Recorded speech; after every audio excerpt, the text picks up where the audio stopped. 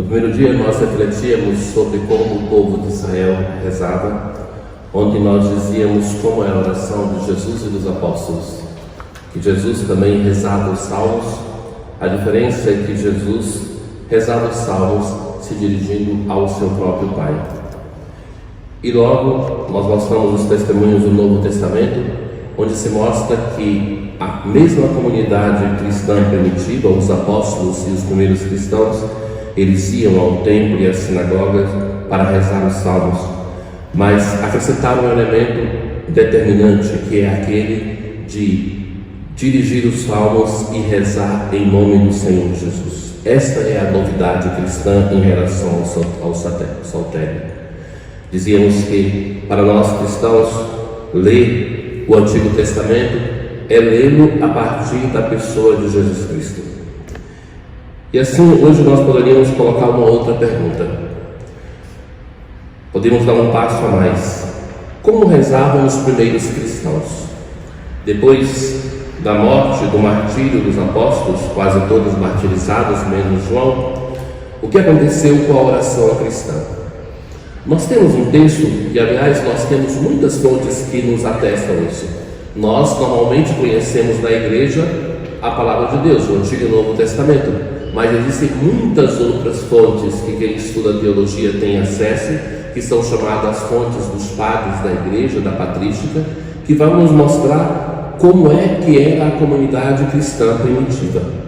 Eu quero citar 3 delas. Uma primeira é um texto que é do final do 1º século, início do 2º século, a Didaquê. E nesse texto nós temos uma informação que até hoje nós fazemos isso na liturgia.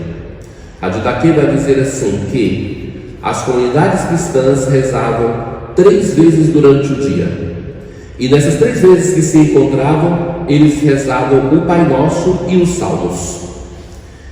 Então vejam uma coisa, que quando nós falávamos do povo de Israel, nós dizíamos que no Antigo Testamento eles se encontravam no templo ou nas sinagogas 3 vezes por dia. Então nós vemos que os cristãos assimilam essa tradição de se reunir 3 vezes por dia para rezar, mas que acrescentam um valor cristão, de rezar 3 vezes os salmos e dessas 3 vezes o Pai Nosso, a oração que Cristo nos ensinou. E que esta é a prática da igreja até hoje. Até hoje, na missa e liturgia das horas, a igreja reza o Pai Nosso 3 vezes por dia.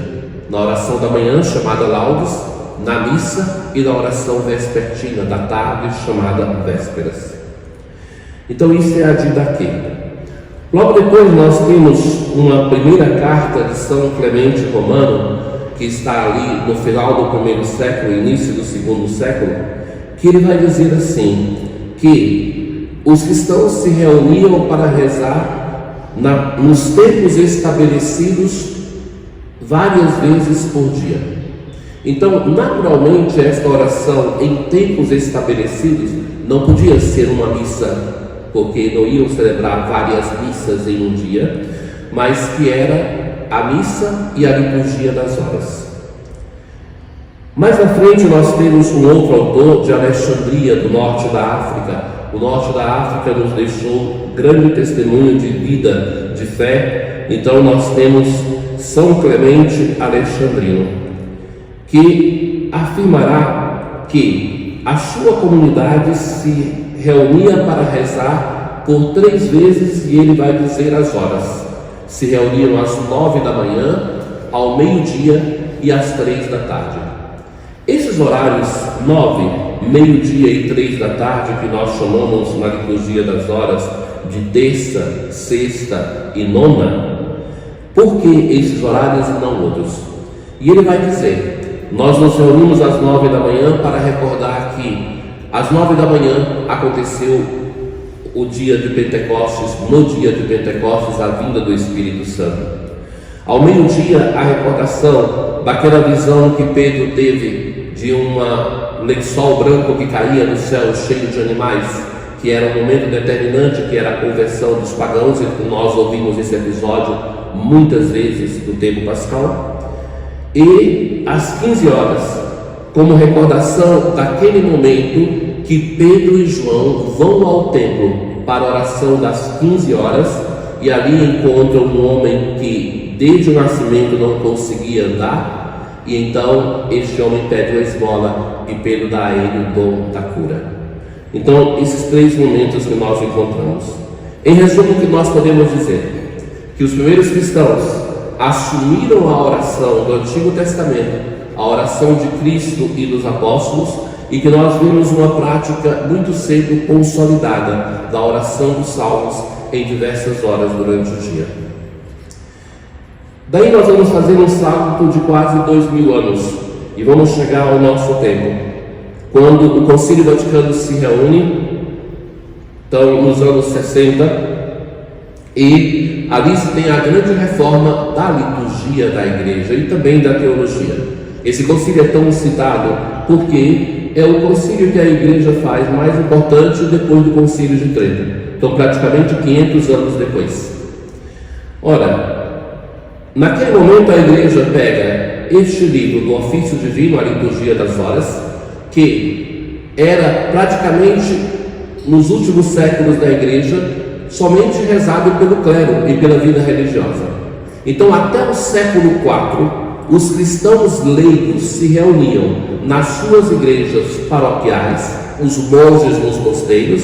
Não tinha a vida consagrada, digamos, apostólica, como nós, frades, as irmãs, mas os monges se reuniam nos mosteiros e em todas as paróquias os leigos, com todo o clero, se reunia para rezar a liturgia das horas.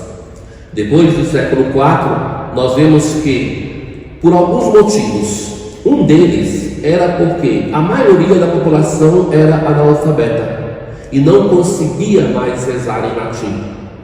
Então, nesse momento, nasce as práticas no mundo dos leigos para substituir a oração dos salmos.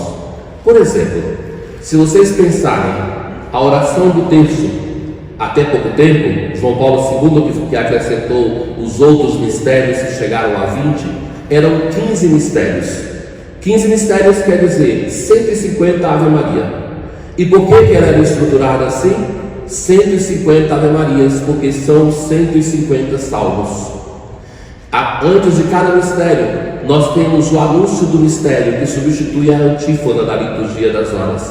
Termina com glória ao Pai. Então era um modo do povo simples, que não sabia ler, de ter uma participação na oração dos salmos, de recordar o saltério. Ora, o que vai fazer o Concílio Vaticano II para devolver a liturgia das horas para a mão dos leigos? A primeira coisa é que vai chamar essa oração de oração pública e comum de todo o povo de Deus. A liturgia das horas não é concebida pela igreja, sobretudo desde o Concílio Vaticano II, como uma propriedade do clero e da vida consagrada. Mas o modo como toda a igreja obedece ao mandamento do Senhor de rezar sempre, sem jamais se cansar, é através, sobretudo, da liturgia das horas.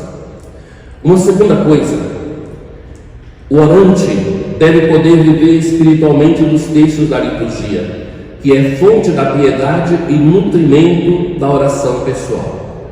Então, se reza a liturgia das horas, por exemplo, se reza a oração da manhã, para durante todo o dia, esses salmos, se foram lidos e rezados, estejam na mente de quem rezou, e vá transformando o seu coração e a sua mente, para que a mente seja adequada com aquilo que se rezou. E a oração da tarde, as duas orações mais importantes, laudes e vésperas, como um momento de revisão do dia e de agradecimento.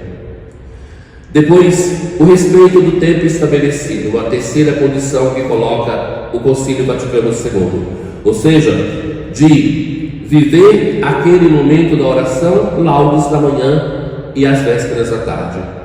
E por fim, a fidelidade ao tempo passado e a atenção ao tempo presente. A oração da liturgia das horas foi muito reduzida e simplificada. Pensem que antes do Concílio Vaticano II se rezava todo o saltério em uma semana, e esta oração foi transformada, todo o saltério, 150 salmos, em 4 semanas, para dar a todos nós que vivemos uma vida frenética, uma vida que temos tantos compromissos, para nos dar a possibilidade de rezarmos, de conhecermos a oração que o próprio Jesus rezou. Concluo citando dois textos. O Concílio Vaticano II vai dizer assim: Jesus Cristo, sumo sacerdote da nova e eterna aliança, ao assumir a natureza humana, trouxe a este exílio da terra aquele hino que se canta por toda a eternidade da celeste mansão. Ele une a si toda a humanidade e associa a este cântico divino de louvor a todos nós.